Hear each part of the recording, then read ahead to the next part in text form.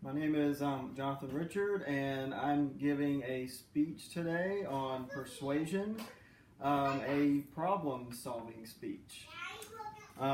This is my audience. We've got 3 people here, plus my wife that's holding the camera, and my parents join us over the phone.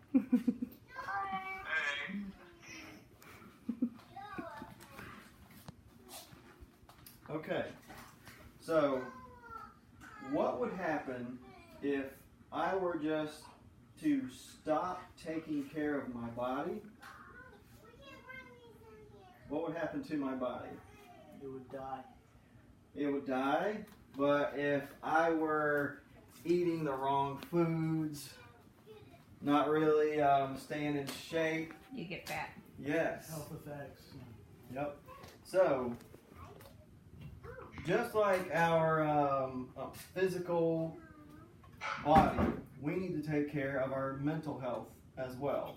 That can be just as important as taking care of ourselves physically. Mental health includes our emotional, psychological, and social well-being. It affects how we think, feel, and act. It also helps determine how we handle stress, relate to others, and even making everyday choices. Mental health is extremely important at every stage in life, from childhood and adolescence through adulthood. As we gain more information regarding our mental health, we are able to better understand its significance. Our mental health relates to our emotional well-being in the same way that our physical health relates to our physical well-being. Given the importance of our mental health, there should be more emphasis on it. So with that in mind, our mental health is not supported nearly to the level that it should be. This is a real problem in our country that affects a majority of our population and should be properly addressed. But in order to fix the problem, we must first understand it. By analyzing the current state of mental health awareness and how it is currently treated, we can form a better understanding of what needs to change. Once that is accomplished, we can understand the consequences of not acting appropriately, as well as the benefits of taking the appropriate action regarding our mental health. Mental health deterioration over time has gotten much worse. And right now there is little to no support. And from 1990 to 1992, it is estimated that 20.3% of individuals were suffering from some sort of mental disorder. In 2018, about 28% of the population is being treated for some sort of mental illness.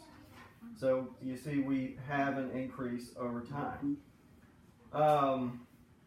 One issue related to this is we have a stigma as well as a lack of support coming from the workplace and coming from our social lives.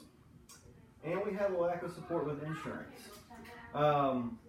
One reason why individuals do not receive the mental health support they need is due to fear of being stigmatized. This can be being made fun of, excluded from a group because of the differences somebody might have as far as a mental illness goes. And in many cases, this fear leads to the individual trying to hide their behavior or their actions instead of actually receiving the help they need to make change. So as I stated before, an estimated 20% of our population suffers from a mental illness, but only 8% will actually seek help. And that can also be because of concerns over the cost and insurance coverage. Insurance companies have failed to properly address the demand for better mental health treatments by treating mental health claims unequally compared to other medical issues. Also, a cause of this is lack of knowledge, lack of information, and a lack of just real understanding of mental health. So we already talked about stigmas that come along with this. Not understanding the issue is something that really needs to be fixed, because if we do not understand what mental health is and what causes it, then we can't really make progress as far as what needs to be fixed. So we have little or no support from work, healthcare, or a majority of society. The significance to this is that mental health conditions are never going to be understood in regards to their severity and how they can affect the individual.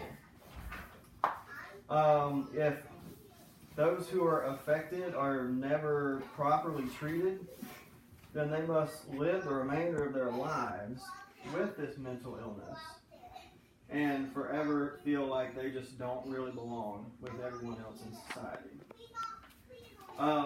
Solution to this is we can have a personal plan of action. In order to do this, the individual would need to seek out knowledge regarding their particular mental illness. So by doing this, they can get more knowledge as far as how can they be treated. They can help others to understand the mental illness and help to get rid of those stigmatizations that we find all around us. They can also seek medical attention. By combining medicine with counseling can be a huge help for those that suffer. Medicine can help to balance out the individual, and counseling can help them to understand the disorder as well as possible long-term solutions. Businesses can implement employees that are trained in how to recognize mental issues in employees. Now, this would not be a negative, but would lead to the overall betterment of the workplace, because they would be able to see those living with mental issues, help them out by referring them to clinicians, and also helping other people in the workplace to better understand these. Another thing we could do is we could have integrated care. So current payment options are segregated into separate reimbursement for medical and mental health. About 90% of patients with a mental health disorder are seen in the medical sector, and 2/3 receive no treatment at all for the actual disorder. So, the way we can solve this is to have a better functioning work life. Employees who receive mental health support will be happier at work and be better equipped to take on the daily responsibilities that come with their job. They are also much less likely to be absent from work, have stress issues at work, and they'll be better productive. As far as the personal life goes, the individual will be happier in the personal life. They'll be taking a hands-on approach to mental health, and they'll be happier socially, because they won't feel like they're being looked at as they're different from everybody else. So what does this mean?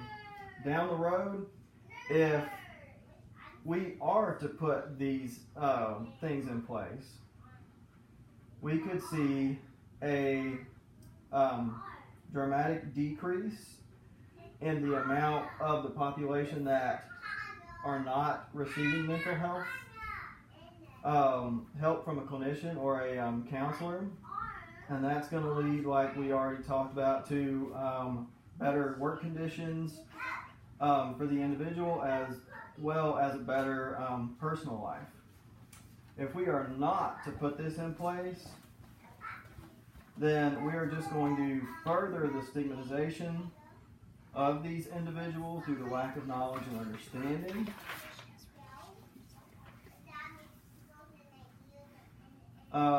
And this can just lead to a workplace where it is extremely less productive, and that can have really negative effects on the entire workplace. This can also lead to dysfunction at home. So a bad social life because of mental health issues could lead to absenteeism from work. You're going to have higher anxiety and depression, and that's going to lead to a poor job performance.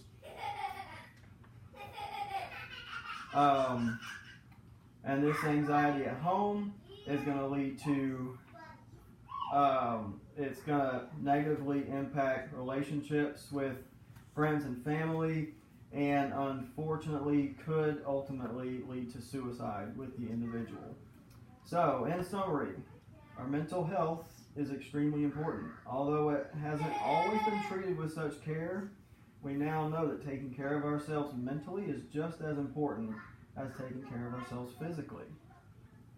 We have analyzed the current state of mental health, what effects it has had up to this point. We've also looked what can be put in place to better handle and care for our mental health, and what the future could look like if we were to properly take care of our mental health. While it may take some time, we are able to make strides in how we care for ourselves mentally. So by understanding more about how we function on a mental level, one day, hopefully we can find a solution which will help us to properly support our mental health. Thank you.